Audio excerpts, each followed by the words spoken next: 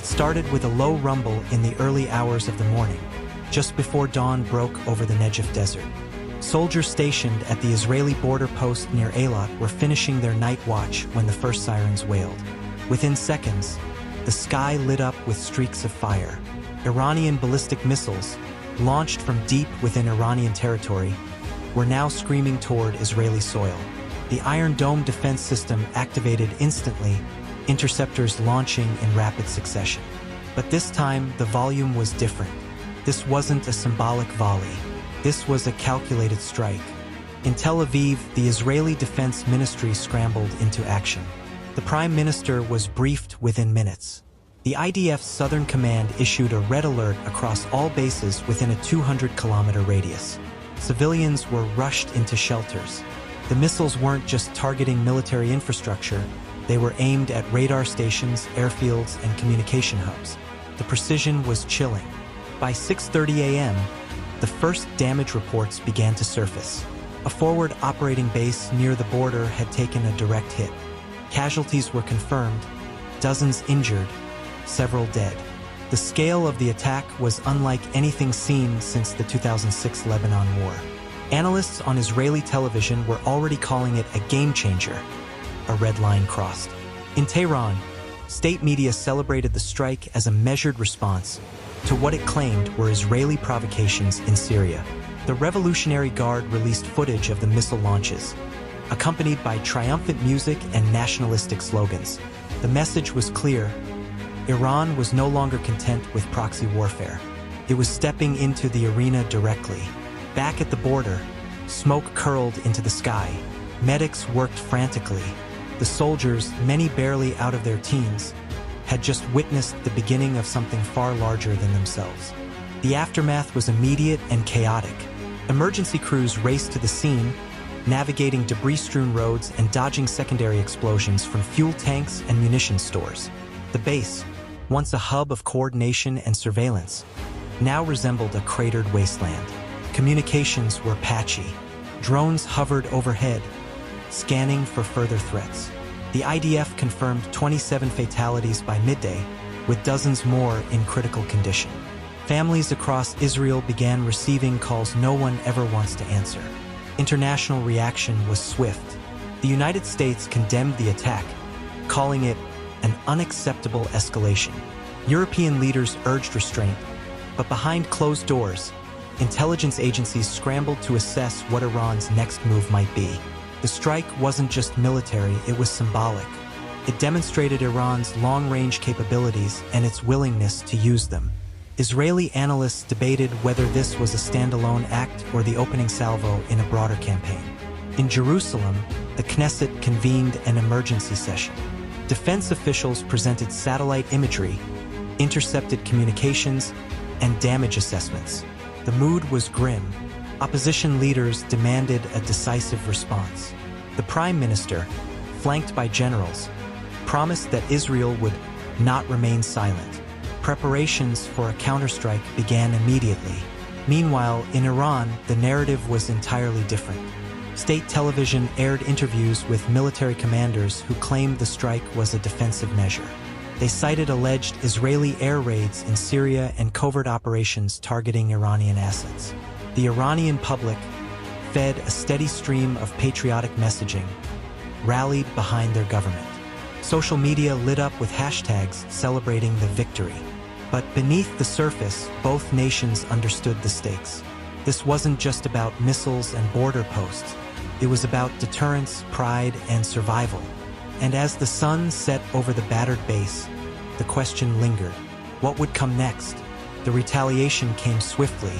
Less than 48 hours after the Iranian missile barrage, Israeli fighter jets roared across the night sky toward strategic targets in western Iran. The operation, dubbed Iron Horizon, focused on missile depots, radar installations, and suspected Revolutionary Guard command centers. Explosions lit up the outskirts of Isfahan and Shiraz. Israeli officials claimed the strikes were surgical, aimed at degrading Iran's offensive capabilities without provoking a full-scale war. But the damage was significant. Iranian media reported dozens of casualties, including senior military personnel. Hospitals overflowed. Civilians, caught in the crossfire, scrambled for safety. The Iranian government vowed revenge, accusing Israel of violating international law. The rhetoric intensified. Both sides now stood on the edge of a dangerous precipice. In Washington, the Pentagon issued a rare joint statement with NATO allies, urging de-escalation. Intelligence analysts warned that continued tit-for-tat strikes could spiral into a regional war. The Strait of Hormuz, a vital artery for global oil shipments, saw increased naval activity. Tankers rerouted. Markets trembled. The world was watching. Inside Israel, public opinion was divided. Some called for restraint, fearing a prolonged conflict. Others demanded a show of strength. The memory of past wars, Lebanon, Gaza, Yom Kippur, hung heavy in the national psyche. Reservists were called up. Shelters were restocked. The country braced for what might come next. Meanwhile, in Iran, the mood shifted from celebration to defiance. Crowds gathered in Tehran, chanting slogans and waving flags. The supreme leader addressed the nation, calling the Israeli strikes cowardly and promising a response that will shake the foundations of Zionism. The message was clear. This was no longer a skirmish. It was a confrontation between two nations unwilling to back down. And as the dust settled over Isfahan, the countdown to the next strike had already begun. The diplomatic fallout was just as fierce as the military exchange. At the United Nations, emergency sessions stretched late into the night. Israel's ambassador presented satellite images and casualty reports, accusing Iran of violating international norms and threatening regional stability. Iran's envoy countered with footage of Israeli airstrikes and alleged civilian deaths, painting Israel as the aggressor.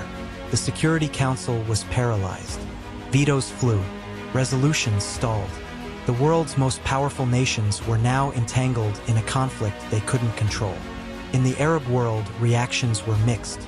Some governments condemned Iran's actions, wary of its growing influence. Others remained silent, unwilling to alienate a powerful neighbor. On the streets, however, the sentiment was raw. Protests erupted in Beirut, Baghdad, and Cairo. Demonstrators waved flags, burned effigies, and chanted slogans. The conflict had reignited old wounds and drawn new battle lines. Back in Israel, the military mobilized further. Naval vessels repositioned in the Mediterranean. Cyber units went on high alert. Intelligence agencies warned of possible retaliatory cyber attacks targeting infrastructure, banking systems, and communications. The threat wasn't just physical, it was digital, psychological, and economic. Iran, too, braced for impact. Its air defenses were reinforced. Strategic assets were relocated.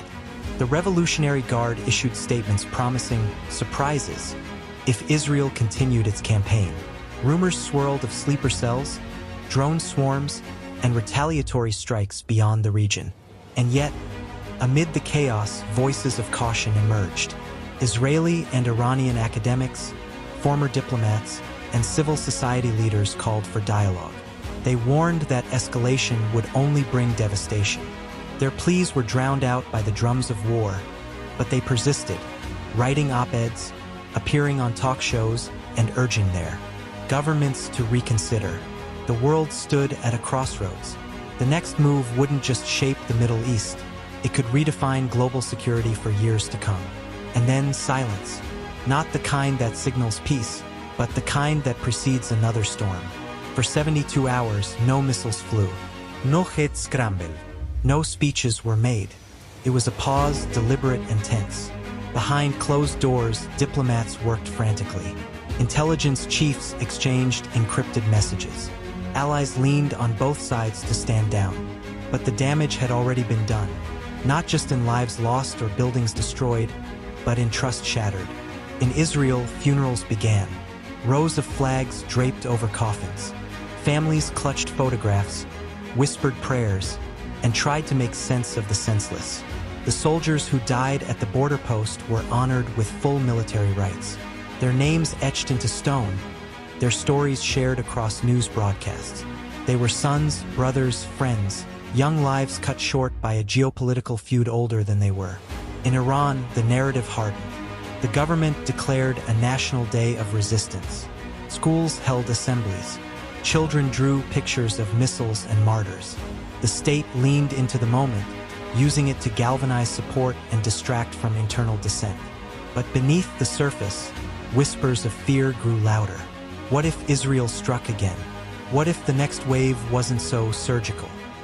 And globally, the implications rippled outward. Defense budgets were revised. Alliances recalibrated.